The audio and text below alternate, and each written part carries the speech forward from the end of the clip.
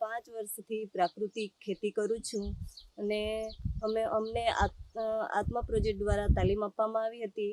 તેમાં અમે 7 દિવસ ગળતની અંદર તાલીમ લીધા પછી મેં ગાય પણ લીધી અને ગાય લઈને તેમાંથી જે ગાયનો પેશાબ છે, સાણ છે, એનું જીવામૃત બનાવીને હું મારા ખેતરની અંદર પ્રાકૃતિક ખેતી કરું છું.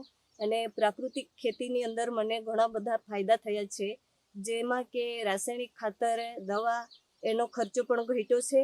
અને હું જીવામૃત બનાવું છું અને જે જીવામૃત છે એ પાયાનું ખાતર, ઘન જીવામૃત એ પાયાનું ખાતર છે. અને જે જીવાત માટે નિમાસ્ત્ર છે, અગ્નિઅસ્ત્ર છે, બ્રહ્માસ્ત્ર છે, જેવું કે લીમડાના પાન છે, જે ઢોર ખાતા નહીં હોય એના પાનને ઉકાળીને પણ ઉપર છંટકાવ કરીએ તો જે જીવાત હોય છે એનો કંટ્રોલ થઈ રહી છે.